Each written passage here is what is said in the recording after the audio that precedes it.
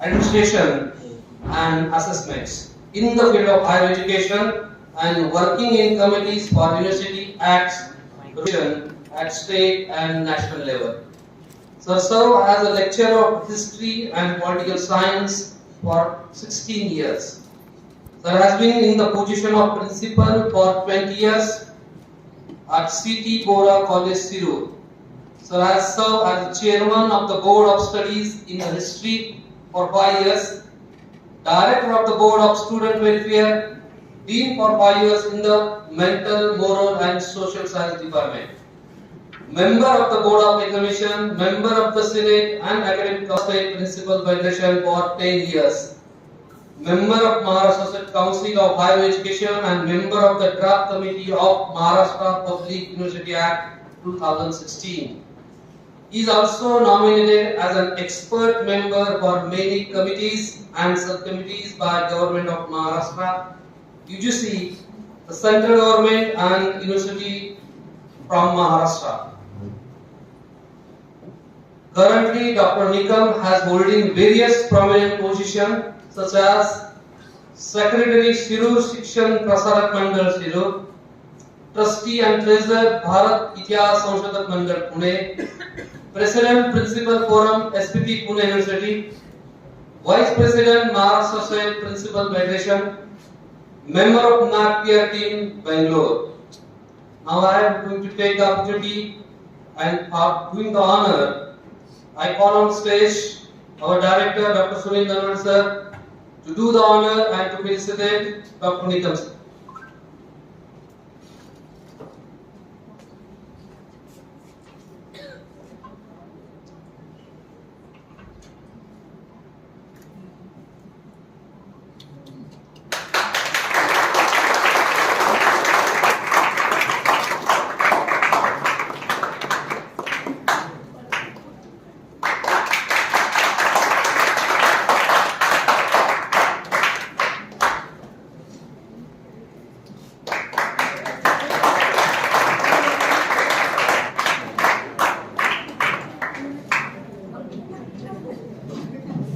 Thank you, sir. Now it's time to start the last but not least our third session. I request Dr. Nikam to take the charge, to take the lead and do the needful now. Thank you.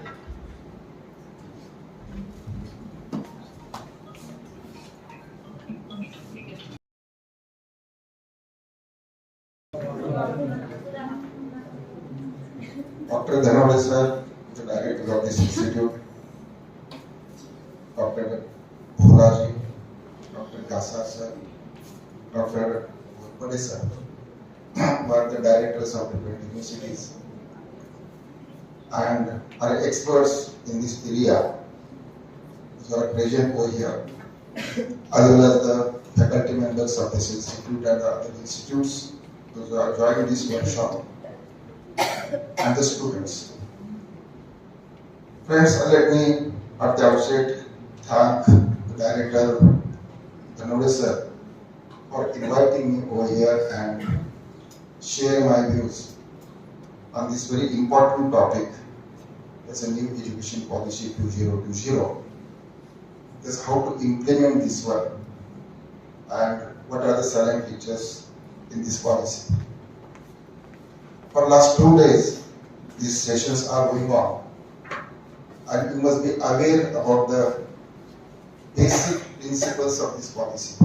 I'll not go for the details in that way, but definitely I should thank and let me congratulate the policy makers, those who have worked a lot on changing the educational policy throughout India, and that too right from the pre-primary to higher education.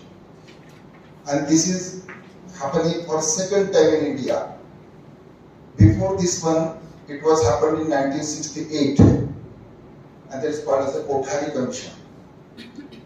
And after Kothari Commission, because the Kothari Commission was the only commission which talked about the primary, pre-primary and higher education or up to higher education. Rest of the commissions were definitely about primary or secondary or higher education. Independently they express their views and put a plan before the people.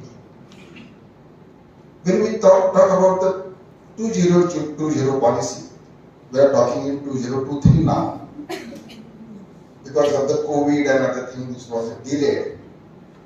But the discussion was started and the planning was started right from 2020. It was declared in 2020. And therefore this policy is called as 2020, which is accepted by the ministry, central ministry, cabinet, in 2020. Now, when we think about this policy, whether this policy came as overnight one, is not like that. Before that, there were different commissions. I will not go in detail about this one, but we should know that what was happened in the past about the education, not necessarily higher education. We are basically the members in higher education. But we should have a link about the education up to secondary, higher secondary, primary, and like that. Initially, when India became independent in 1947, before that also there were many commissions which were formed by the British government. Even before British government, there was a company government, that's the East India Company. And if you go back, as he mentioned that I am a student of history, I will not go in deep history, but definitely I will just mention certain things. There's the Indian educational policies and their commissions. They start from 1813 onwards. The first commission was started in 1830. And East India Company had given rupees 1 lakh in their budget. The provision was made of rupees 1 lakh in their budget for the educational development of Indians. And later on, after every 20 years, that was reviewed and different things were happened. And in 1857, we know that this is the year of the rising. And many people call it the year of Indian independence. But basically, being an educationist and is a field of education, definitely we can think that it is a very important year for the establishment of Indian universities in India. For the first time, 3 universities were established, and that is Calcutta, Bombay, and Madras. Now the names also have changed. That's a Calcutta, Bombay, and Madras. We don't mention these names now. But these 3 universities were established, which were the indigenous universities, but the universities were framed on the style of London University. The pattern was totally of London University. And 3 universities, total number of colleges were hardly 57, all over India. So higher education concept was not there. We get the references that the Bombay University used to conduct the matriculate certificate courses. They used to conduct the examination of matriculate examinations. So there was a very thin line between the higher education and the secondary education. So that was the process. And after that, the continued up to, if you know the Lord Curzon, he was a very famous for the partition of Bengal. If you know something about the Indian freedom movement, Lord Curzon was there. We always talk about this Curzon for the partition of Bengal, but the Curzon was a great educationist. And he passed an act in 1905. The partition was also in 1905. And 1905, all universities in India were modified. And Indians were given a position in the Senate of the universities. The Senate would come for the first time in 1905. And that 1905, before that it was called as a court. Court was called as a court. And then the Senate would come over there. And now we still used to have a Senate in all universities. The Senate became the authority to take the academic as well as other administrative and financial decisions of the universities. And Indians were for the first time given a position in the Senate. When we continue up to 1935, I am going a little bit fast because this much area will take 1.5 hours to discuss in detail. So in 1935, the freedom movement was in full speed, full growth, and British Parliament they have passed one act in 1935, which has given the provincial autonomy to Indians. Provincial autonomy. The provinces were given autonomy. We know the autonomy word, Swayattata, what we call it Hindi and Marathi. So, provincial autonomy was given, and the departments were divided into the reserve department and the transport department.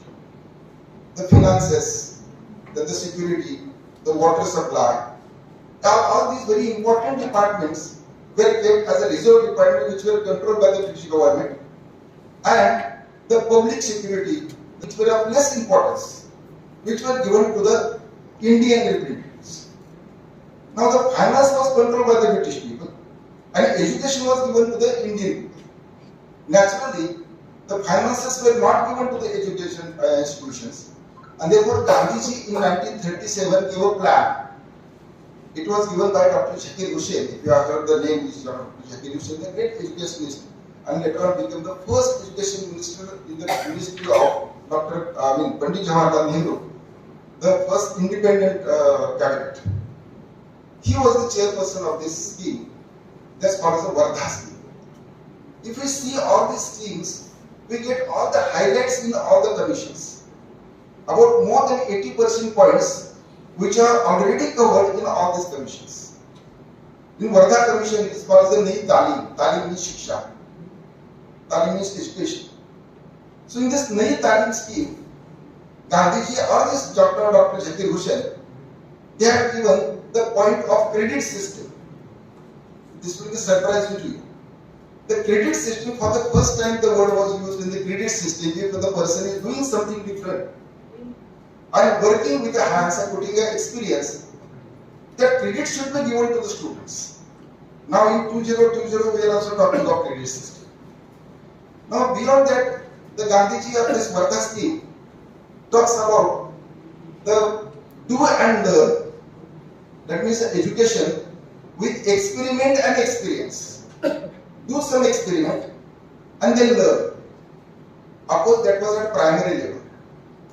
Then that is also suggesting another thing, that tap the problems of that region and get it solved by the education or through education. That means education should be useful for the common man to resolve the problems of the society, resolve the problems of the region. That was the whole idea behind that. Of course, we were too much impressed and under the impact of the Western system, because it was continued for more than 150 years. People didn't give more response to this system of that's called the NEP Talim system. Even though it was introduced by Mahatma Gandhi, he was a great leader, he was a national leader. Still, people were inclined to the Western education system. And finally, this Vardha scheme or this scheme was closed down in 1974, technically 1974. Very few states they continued that system. Then later on, Radhakrishna Commission came over there. The Radhakrishna Commission was basically for higher education, through which recommendation the UGC was established. Radhakrishna Commission, that was a recommendation of Radhakrishna Commission. Then Radhakrishna Commission only introduced the pattern of 10+2+3. This was a Radhakrishna Commission pattern. Radhakrishna Commission suggested very one important thing that was not observed by the politicians or policymakers in those days as well as even today. And that is, we always talk about the language formula. Even 2020 policy also, we are stuck up with the language formula. Whether it should be 3-language formula or 4-language formula or 2-language formula. Still, we don't have one national language, single national language. We don't have. If we declare that Hindi is a national language, immediately southern states come up and they say, sorry, we are not going to talk Hindi. If you go to south, the rickshawala or auto person, he says that no Hindi. He talks in English, but no Hindi. There's a political things like that. Regional spirit is there. So we don't have a single national language. And Radhakrishna Commission suggested that why should not be there one federal language? See, that federation was not in existence till that time. Federation came in existence. Radhakrishna Commission suggested collecting all the information, all the grammar and the Devanagari script and the thing. You prepare one federal language, federal script. I think if that would have been accepted properly in a good spirit, within this last 75 years would have definitely come to a good language that's can be called as a federal language. We are federation, but we don't have a federal language. We don't have a national language with us. And that's the major hurdle in education. That is another point. Then there are many other commissions, Mudliar Commission, Kothari Commission is very important. As I mentioned, the Kothari Commission in 1964-65, 68. Thus, the Kothari Commission had given its in detailed report. Dr. D.S. Kothari, he was the chairperson of UGC in those days. And the secretary of Kothari Commission was J.P. Naik. Sir is from Kolhapur. So J.P. Naik was such a great person. I will just give one note on this. That UNESCO has selected 100 educationists all over India, all over the world. And in India, from this 100, there were only 3 educationists in India. One was Mahatma Gandhi, second was Rabindranath Tagore, and third person was J.P. Naik. Such a great educationist he was. And he was an advisor to Prime Minister. He was an advisor to Prime Minister. He was a secretary, he wrote all the things with his handwriting.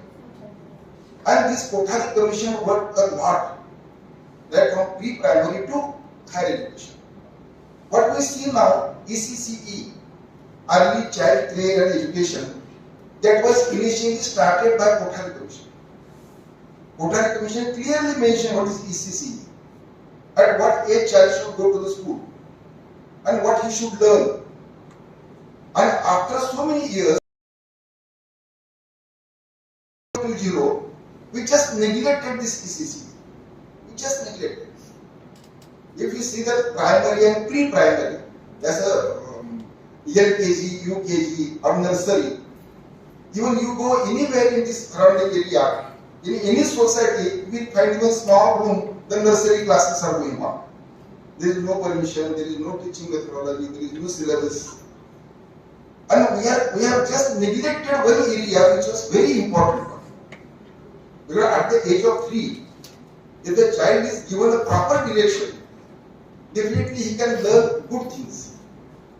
Even the admission year was always 6. If you don't complete 6 years, you will not get admission in first standard.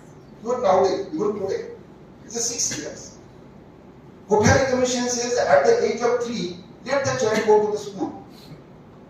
And schools should start. We started at different places. There's a village and taluka place, district place like that. So the Kothari Commission had given extensive recommendations about the up to even higher education. And the Kothari Commission also suggested a 10 plus 2 plus 3 pattern. Kothari Commission's report was submitted in 68, but actually it was implemented in up to 72. 72.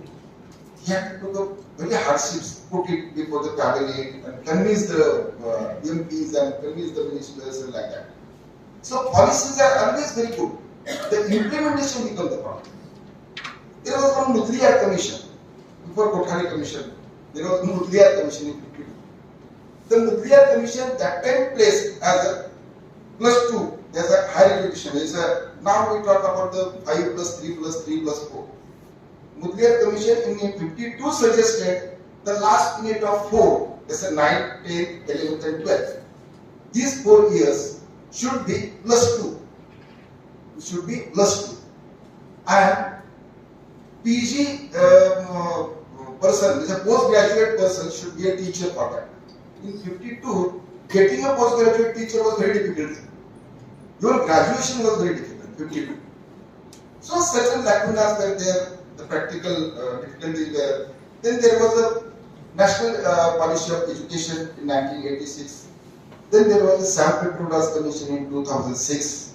So I will not go in detail of them, but these were the commissions in which commission more than 80% recommendations which are done by 2020 policy are there already. Now when we come to the 2020 policy, what are the problems, what are the recommendations, what we are supposed to do. Basically, we always say that the new education policy says that the old policy should be set aside. We don't want to continue with the old policy. But reality happens, is it possible to keep old policy totally aside and go with the new policy? It's very difficult. Because the teachers are trained and learn from the old policy. Policy makers are taught and they also learn from the old policy. Then the syllabus framers, they are also from the old policy. And they are human beings. They are not machines. They are human beings. Naturally, these policy makers, these syllabus makers, then the teachers, they should be properly trained, oriented, repeatedly, not once. They should be properly trained and oriented repeatedly. I don't blame this policy at all. There are definitely some grey areas there, and that will happen every time. We cannot get 100% foolproof policy. It is not possible. We have to go with the trial and error basis. We have to do some practical things over there. But naturally, when we come to these grey areas, where we say there's some multi-faculty or interdisciplinary degrees and like that, we have to try on that. Then where to try, how to try, that is to be decided by the university people or the board of studies or the examination. Now here we always say that the old policy need to be revamped. The revamping of the old policy. Now, what is mean by revamping of the old policy?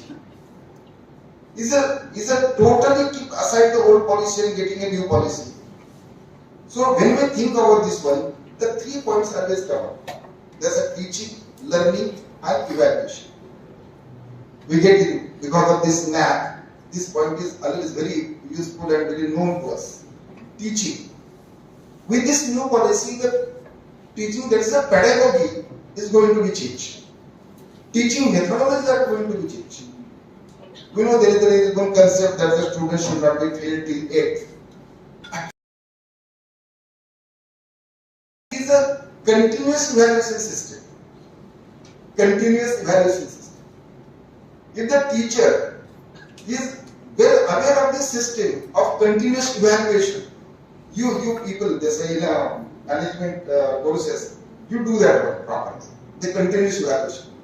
But when we go to the arts, commerce, and science, where you came up, there is that even teachers do not know how to have this continuous evaluation, how to evaluate the student in a seminar, how to evaluate the student in general behavior. They don't have a points, they don't have a system, and naturally the simple things come up, just not to fail the students up to 8th. This is wrong. In this, every now and then, student is always evaluated. Vice versa, teacher is also evaluated. Actually, we always think of evaluation is only evaluation of students. This is not correct. There is also evaluation of a student, a teacher. When we talk about the workload of a teacher, the teaching load, I always talk about the learning load. Is there any point of learning load to a teacher, student? How many subjects does a student should learn? And what variety is supposed to learn? Here, there is a choice-based credit system is given, CBCs. Actually, that was introduced, I think, 5 to 10 years back, with the old system. Varda commissions talk about the choice-based credit system. Gandhiji and Zakir Hussain says, let the student learn with his choice. Let the student learn with his choice. Even Kothari Commission and the other commissions, they also talk about the flexibility in syllabus. Let the primary school, let the secondary school, let the college give some flexibility, some percentage of flexibility, change their syllabus according to the need of their region. We don't have that much. We become so much rigid. Whatever the syllabus had come from the university, we implemented that one without any change. And if there is any question in the examination, which is out of the syllabus, immediately there is a question mark. This question is out of syllabus. So, all full marks should be given to the students. Then you will get that. That is not the case actually. Always there are certain teaching and learning on the periphery of the syllabus. And that periphery is very important. Because if I want to learn something, I cannot go directly to that point. I have to just enter the subject and I have to learn many more things. Then the other point that is always come teaching. Whether the teachers, I have some doubts. Initially I say that this is very good policy. Policies are always good on paper. Policies are always good on paper. These people, the committee members are learned people. They have a good experience with them. There are from this committee there are many scientists, there are many vice chancellors, educationists, economists. They are there. So they are not very, such a people that don't have experience and like that. They are good people. They have made a very good paper. That's a policy paper. Now, how to implement, what are the problems in implementing that? The government has already declared that from next June, if the academic year will start in June. Yes, I was asking this one. And which examination of which semester is going on? Because I think winter vacation, that semester is going on now, in February and March. And then the second semester and the fourth semester will start, and that will go till August. And so next year may start in September. So government has already issued a circular that from next June or next academic year, the new education policy should be started.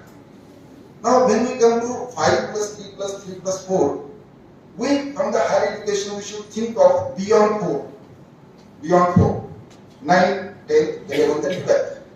So this 9th, 10th, 11th, 12th student, he is coming with a new system, the new system.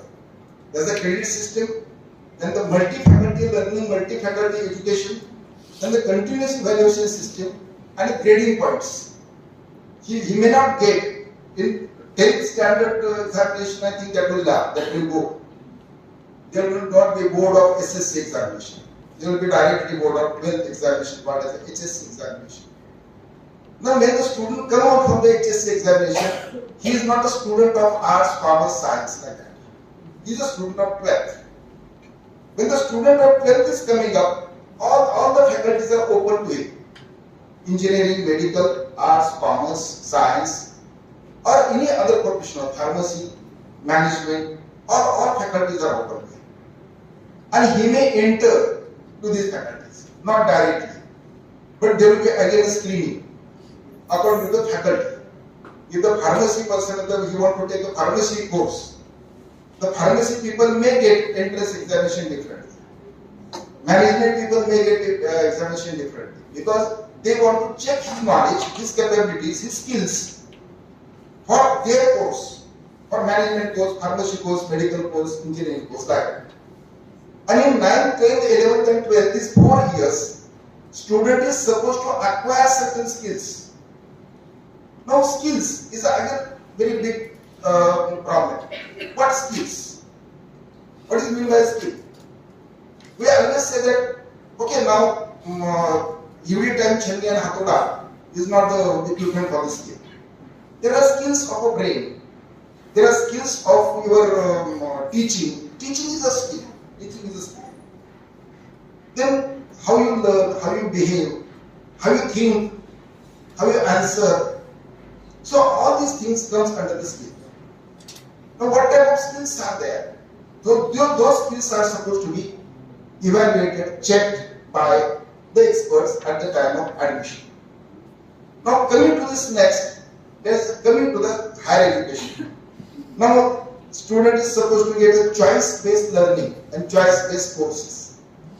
If he has taken a pharmacy course, and if you want to get he is good in singing. We were just discussing about this one. He is good in singing. And if you want to get some points or some credits from singing, which is his hobby. Of course, question again comes up that whether hobby can be converted into career. The S that can be converted. If I am good in sports, definitely I have spent some time I have spent some brain, I have spent some my skills in sports, singing, instrument, and like that. Definitely that can be converted into credits. But that would not be 100% conversion. That way the percentage would be there. If the course is of 100 credits, the course is of 40 credits or 50 credits, then the percentage of that extra skills that may be added over there. And there is one credit bank. The credit bank will be created. I acquired 2 credits from this course. I just went in the vacation to the village. I stayed with the farmer. I just examined the day-to-day routine of the farmer. I just prepared one project. I checked it with my guide and got 2 credits from that. Then in other vacation, just I went to the other area, Adivasi area. I just prepared one project over there, and then I came back and I earned 2 credits. In this way, or in other vacation, I just went to the one workshop and I did some job on lathe machine, and then I prepared a project, and then I come back, I got 1 credit. Like that, different type of credits can be acquired. So this acquired credits, credit earned, credit deposited, and that can be used for the degree. So this policy is there. Another point which is very important, of course, one point is that whether the reliability of that course and reliability of that teacher, who is supposed to examine that one? That's another question. I always say that there are certain grey areas. So these are grey areas which universities and the other institutes, they have to clear it now. Another point is called as a multi entries and multi exit. Multi entry and multi exit. Now you say that you are 12th passed, and then you get a degree after 3 years. Okay. After getting 3 years degree, if in between, after first year or second year, you left the education, your qualification is 12th pass. In this new system, after completing 1 year, you will get a certificate. After completing 2 years, you will get a diploma, and after completing 3 years, you will get a degree. So if there is a person or if there is a student want to leave the education in between for few years, he will get some certificate with him, and that will be useful for his job or for his career. The challenge before the syllabus paper is that one, that unit should be self-sufficient. The first year unit, the certificate unit, that should be self-sufficient. Then the evaluation should be proper. And then what called as we always talk as a program outcome and course outcome. After completing first year of pharmacy, or first year of management, or first year of arts, what skill the person is or what skill the student is acquiring, and what for he is useful, what for he is capable for. That should be very clear, course outcome of the program. That should be very clear in the syllabus. That is another challenge before the syllabus papers. Coming to this entry, multiple entry. This is multiple exit. This is a multiple entry after getting 2 years break. The second year. And if the syllabus is totally changed, then where I should be cope up. The person or student should be cope up with some system. That system should be established by the universities. Or if the university or the institution is autonomous, then the autonomous institution should think on that point, that where that student who came a later entry students, they should be cope up at which place, which stage. Then the another very important or the very important point, that is a dual degree. Dual degree. The student can get 2 degrees in a year or in that course, 3 years degree, 3 years degree. Can take 2 degrees. So how to take 2 degrees? Now also we get 2 degrees. While doing your MBA or MCA, you can take a degree BCom or BA from the Open University or from the regular Pune University, also distance learning. You can take 2 degrees. But whether we can enter our name or register our name for 2 degrees, this policy says yes. You can register your name. or 2 degrees, different degrees. So that policy is to be yet clear. Then the sharing of resources. If my institute got some resources, the other institute got different resources, the resources can be shared and the students should be benefited properly. Then the last point that is always called as a very important, that is the language formula. Which language is to be used? And that is a major problem at the primary and secondary level, not at the higher education level. Higher education, they are always preferring English, because English is a global language. Of course, we have to again think that whether English is really a global language or Spanish is a global language, because the number of Spanish speaking people is more than the English speaking people. But definitely we call as a English is a global language. Because the major of the terminologies are in English and the knowledge is basically in English. And so therefore higher education English is there. So all these things are there when we come to this evaluation point, final point. That is evaluation. Now evaluation system should be totally changed. Nowadays there is an evaluation of the examination oriented teaching. The teaching should not be examination oriented. I was just talking with these directors and the senior people that Radhakrishnan Commission, Kothari Commission, up to Shantiputra Commission, all commissions they recommended a very important position, recommendation, and that is degree should be de-linked from the job. See, degree of the university should be de-linked from the job. Now, if you say like that, okay, if that degree is de-linked from the job, then nobody will take a degree. Everyone will think of 3 years course, and if you join some other one company, the company give a different and your teaching is different. So in degree, you get a knowledge, basic knowledge, and the application of knowledge is totally different. It differs from company to company. That's why that all the commissions they have recommended. But this is the only commission that from 1947 up to this one that they don't recommend that degree should be de-linked from the job. This new education policy says the student should go for self-supporting business or job or technical things or skill-oriented jobs. That's new education policy. Then another point comes up as a multi-faculty teaching and multi-faculty learning, and interdisciplinary teaching and interdisciplinary learning. For example, science is there. So, BSc Physics, BSc Chemistry, BSc Botany, BSc Zoology, BSc Mathematics, like these are BSc degrees are there. Even in BA, there is a BA Marathi, BA English, BA French, BA History, BA Political Science, like that. And even BCom, BCom with accounting specialization, BCom with marketing specialization, BCom with marketing specialization, like that. This is an inter-faculty, the student can learn many more things. We always say that, what is the problem if the BA student learn the basic concept of physics? What is the problem of physics? If the BA student learn the basic concept of engineering, if the BA student learn the basic concept of management, what is the problem for management people? What is the problem for engineering people? Let the student learn. And that is the very basic idea is given in this 2023. I am a BA student. I will learn with BA history. This is my specialization. Out of 1000 marks, 500 marks for my history. The rest of 500 marks I should get from engineering, management and mechanical. My liking, my choice. So the choice is not given over here in the old system.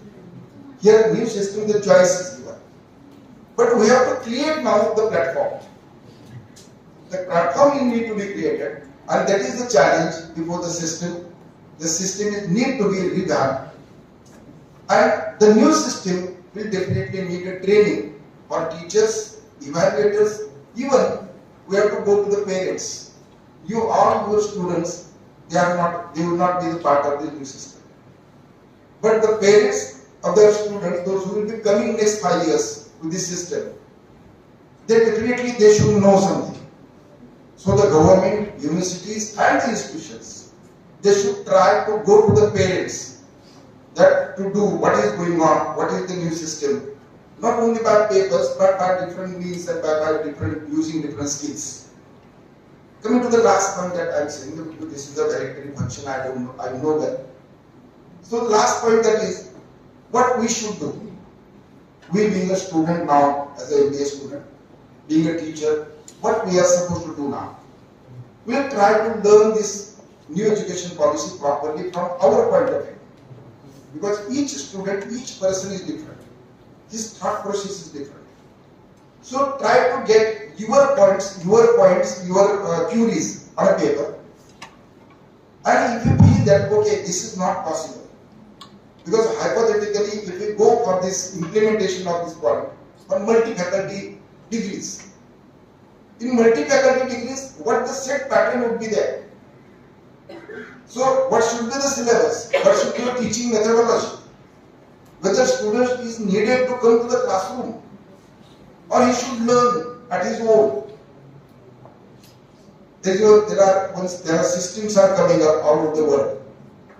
The great universities like London School of Economics and the Harvard University and all universities, they are putting their courses online. And that is course is called as the MOOCs. The massive courses, online courses.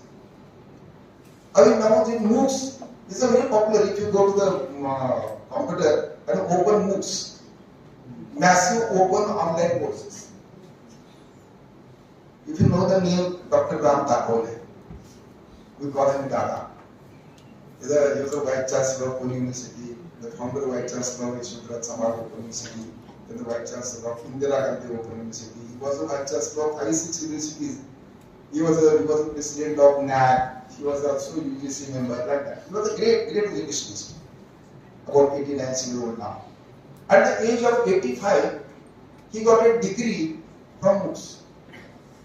He got a degree from MOOCs by Harvard University, by sitting in Pune. And that MOOCs is that you are supposed to register your name online. All the material is available, syllabus is available online. Learning material is also available online. Examination pattern is available online. Then you just, after getting, if you are ready for appearing for the examination for about 5 credits, you just mention that I am ready for these 5 credits. This is the time, this is the date, I want to appear for examination. You get yourself connected, and then first question will come over there, you answer it. Then second question will come over there, you answer it. By the time you leave the chair, you will come to know out of 100 how many marks you got. This way you can complete your course. Next time if you are ready for only 2 credits, you inform them, I am ready for only these 2 credits, these 2 topics. Questions will come on that way. And then you just go on answering that one.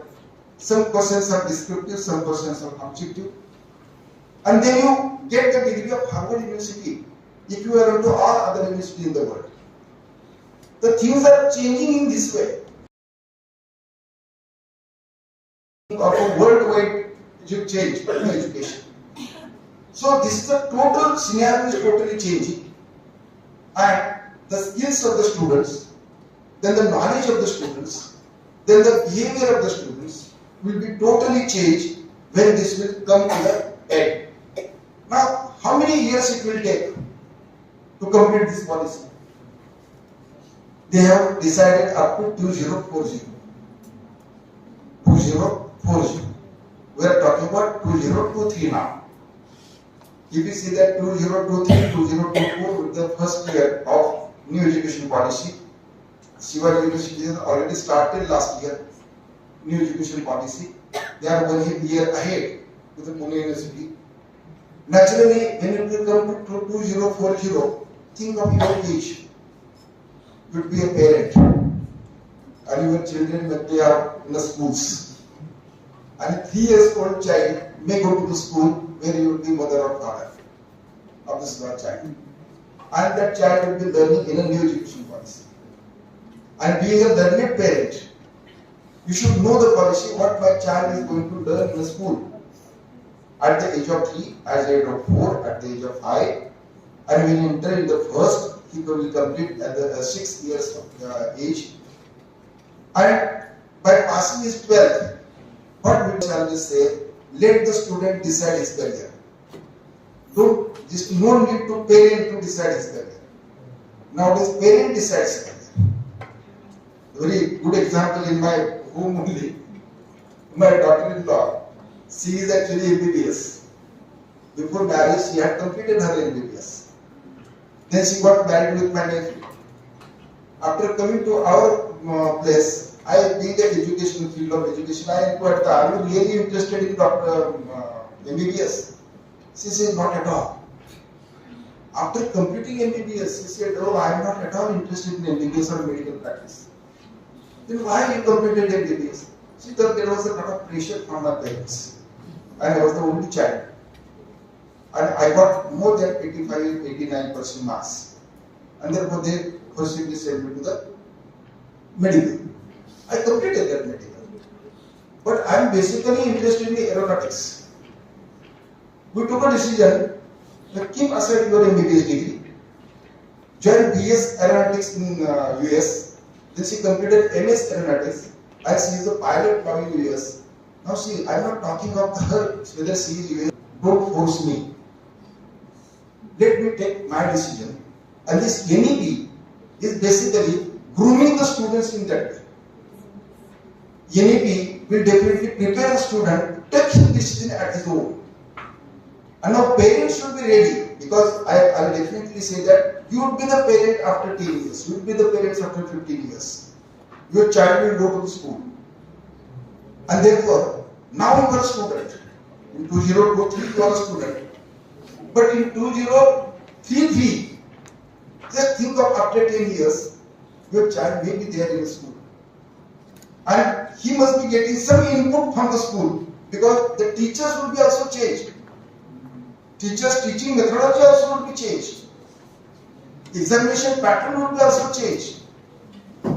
Definitely, within a 10 years, within a 15 years, this policy will totally change. If, the big if is there.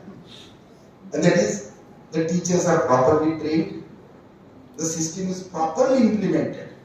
I'm putting it properly, that's in capital. The teacher is properly trained, then the system is properly implemented, evaluation methodology is properly implemented and changed according to the time. Evaluation methodology. That is not a once in a year, is not an examination pattern. Actually, there should be a continuous one. And all these ifs are proper one, then and then only this policy will be a good policy. Outcome will be definitely good. And you, being a student, being a parent, and being a member of this society, the society would be definitely a learned society, skill-oriented society, and would be thinking of their own, their career, they will shape their career at their own. These are the good points of this policy. But there are definitely certain grey areas. Teachers are not yet clear of certain points. Even the policy makers are not yet clear of certain points.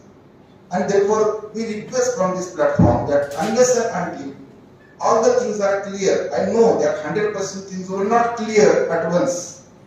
It will get clear day by day after step by step. But major area should be very clear.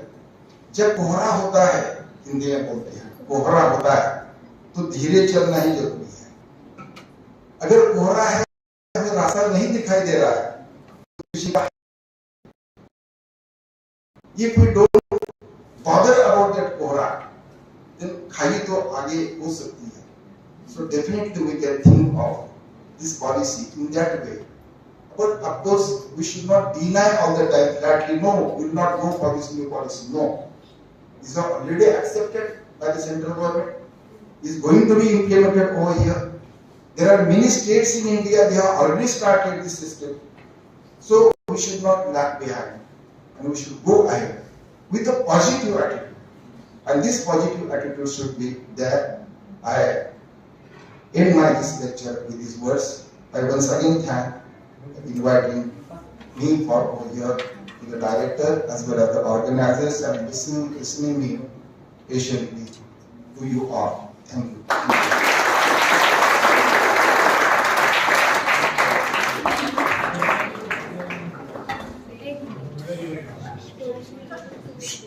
Silence, please.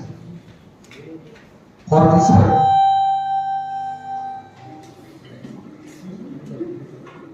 For this particular session, I would like to thank Dr. Nandkumar sir for giving us the valuable time and enlighten us with the knowledge and rich experience. I also thank Dr. Varkode sir, Dr. Kasar sir for their physical presence here. I also thanks for our management, our director, HOD from MBA, MCA, all the participants, teaching, non-teaching staff of DYPCMR and all students, coordinators and their presence. From yesterday, all the experts focus on the national education policy. All experts done their best and contributed the optimum. I really confident that the aim, the objective which we put for this particular workshop has been 100% accomplished. We are quite happy for that. With prior permission, I declare that 2 days national level workshop on implementation of National Education Policy 2020, research and development side come to end here. Thanks a lot.